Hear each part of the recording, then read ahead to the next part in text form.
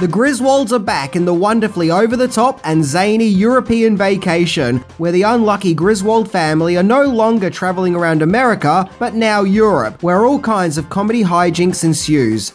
Chevy Chase and Beverly D'Angelo return as Clark and Ellen Griswold, whom, after winning a trip to Europe on a game show, go on the family adventure of a lifetime with their two teenage kids, Rusty and Audrey. But as you would expect from a Griswold outing, everything goes wrong with nothing going to plan, where just like the first movie, it turns into a family vacation from hell. So today we're exploring that time the Griswolds left America and destroyed Stonehenge, by looking into 10 things that you didn't know about European Vacation. Let's check out this beast.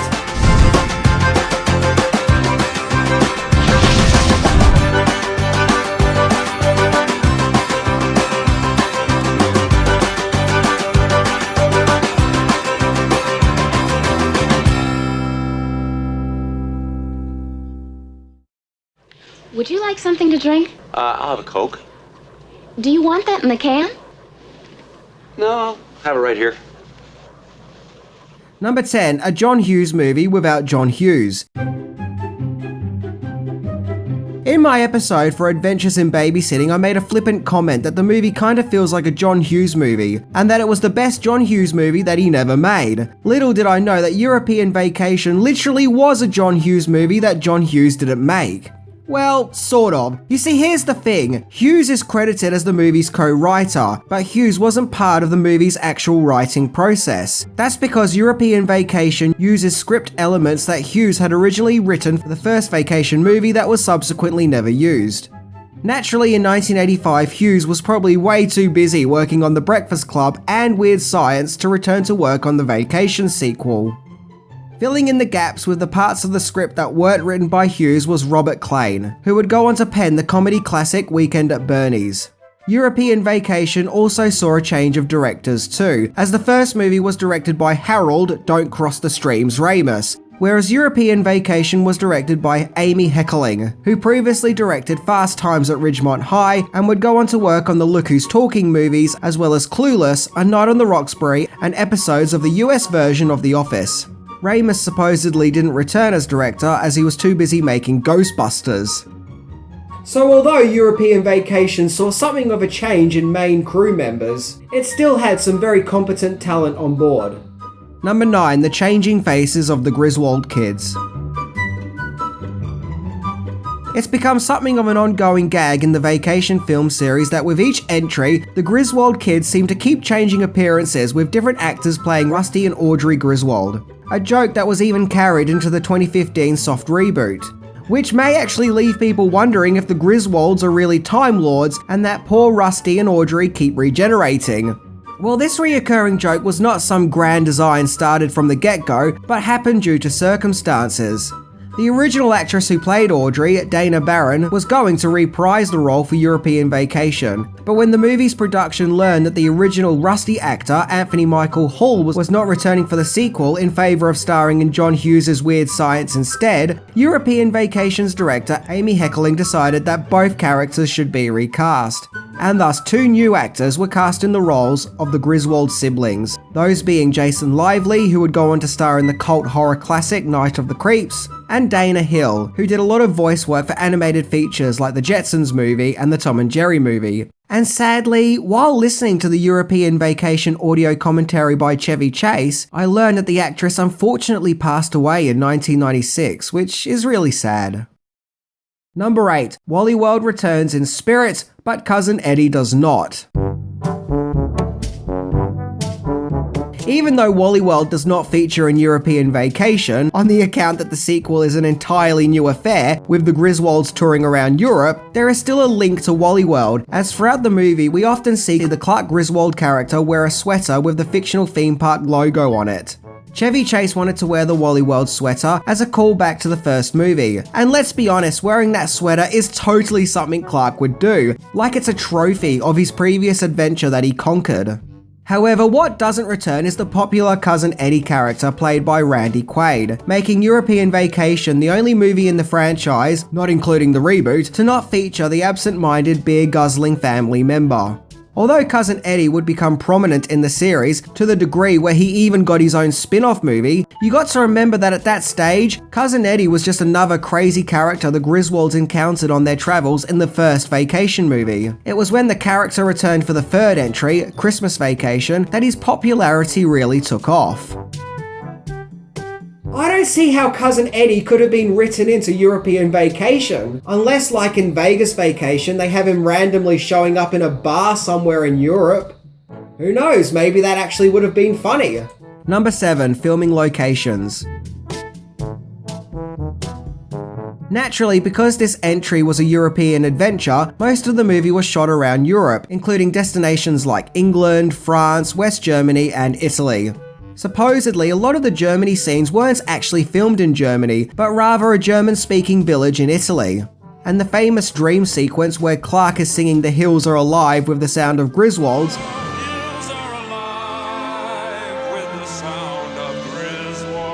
was filmed at the exact location where Julie Andrews sang "The Hills Are Alive" for the 1965 musical The Sound of Music, of which was filmed at the German Alps near the Austrian border. Interestingly, the movie's production was denied permission to actually film at Stonehenge. So not too far away from Stonehenge, in Wiltshire, England, the production built a Stonehenge replica, which was a 2/3 scale replica, which was also wired up with special effects in order to create the scene where the Stonehenge pillars tumble like dominoes. Imagine how crazy that must have been for all the locals and people passing by to see another Stonehenge just randomly showing up out of nowhere. They must have been going out of their minds. Also, I would have loved to have seen their faces and would have loved to have known what was going on in their mind when the fake Stonehenge was destroyed for the movie. That would have been great. Number 6, the Griswold spelling anomaly. There is a tiny detail that people may have missed while watching European Vacation, and that is the spelling of the Griswold name. As in European Vacation, the famous surname was spelt with an A, making their last name Griswold, but in other vacation movies it's spelt with an O, making it Griswold. So we have Griswold and Griswold. A tiny difference, but one that many fans have picked up over the years. As you can see in the passport used for the movie's title credits, it's spelt with an A, and even in the game show scene we also see it spelt with an A.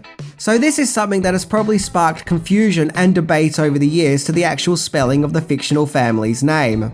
So what do I think has happened here? Well, I do think it's Griswold with an O, but while making European Vacation there was obviously some confusion somewhere, with it being spelt with an A. But you still would have thought that Chevy Chase or someone would have stepped up and corrected the spelling, or maybe it just slipped by unnoticed.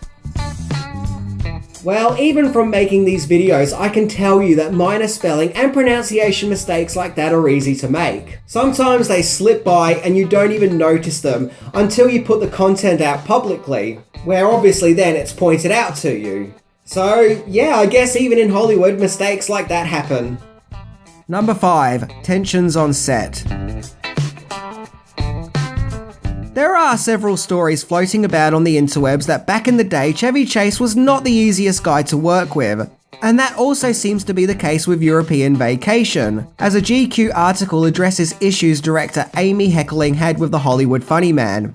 She said that her relationship with Chase was, quote, not a marriage made in heaven, with lots of tension, and further stated that she was very unhappy while working with him. In fact, her relationship was so rocky, she supposedly even tampered with the idea of abandoning the shoot and fleeing to her home in New York, and even kept a plane ticket with her at all times, so if worse came to worse, she could just leave. So yeah, for whatever reason, Chase and Heckerling seem to really have conflict and just weren't getting along, which is kind of sad as these movies are so much fun, and it's nice to think that they were also fun to make. It's kind of earth-shattering knowing that the director was so unhappy she wanted to abandon ship.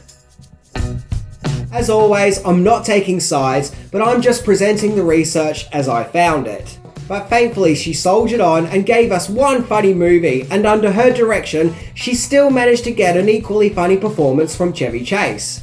Number 4, other behind-the-scenes quirks. As mentioned in European Vacation, Audrey Griswold was played by Dana Hill, where she delivers a very funny performance and I would argue has more comedic punch than the other Audreys. There's a famous dream sequence which sees Audrey eating a heap of food where she is increasingly gaining weight.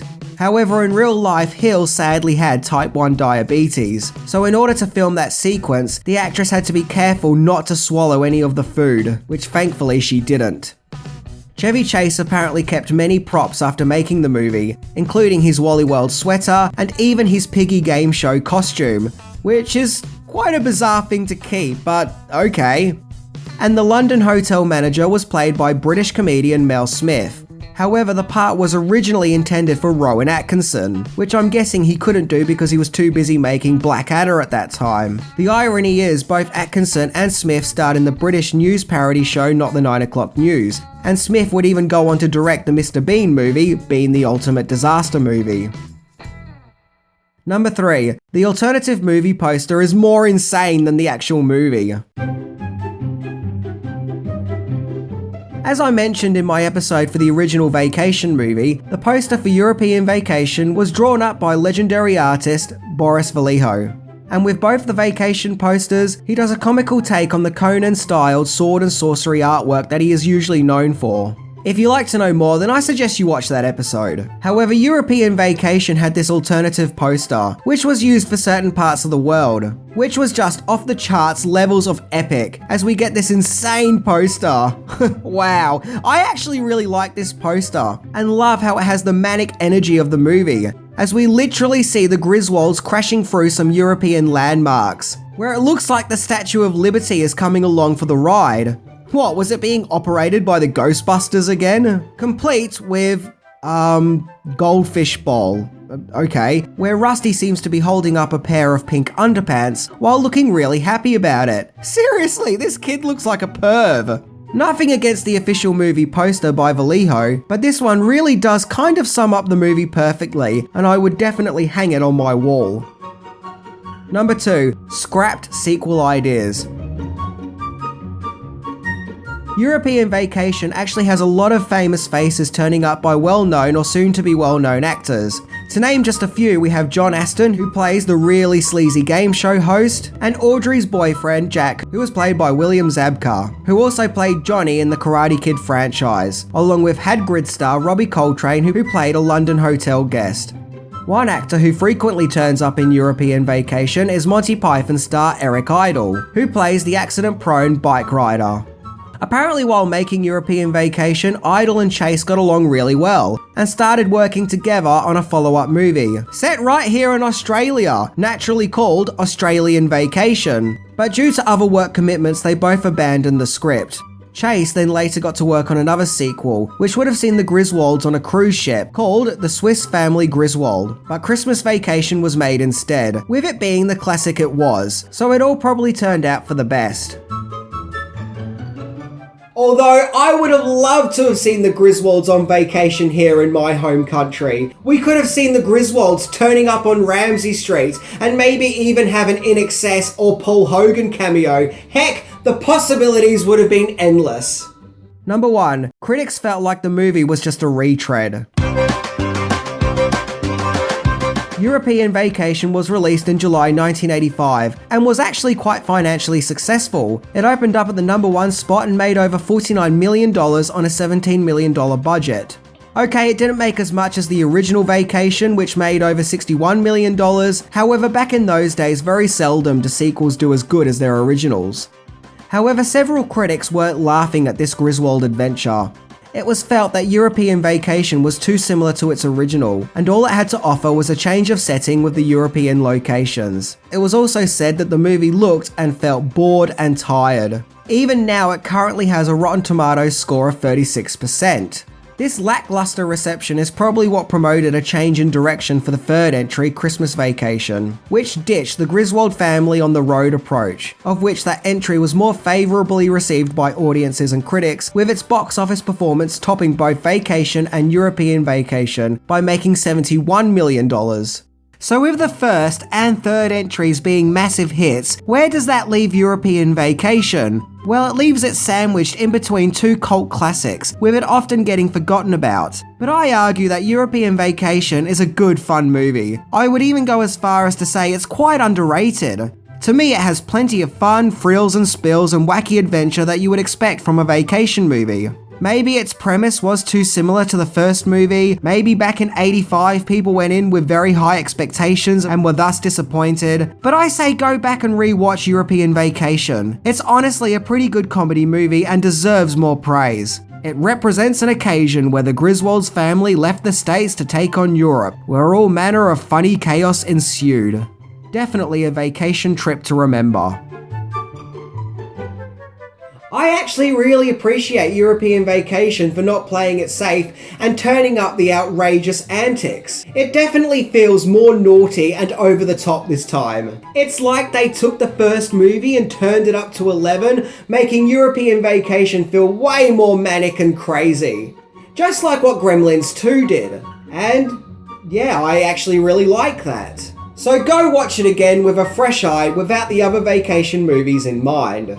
Anyway, I'm Minty, and the hills really are alive with the sound of Griswolds. See ya!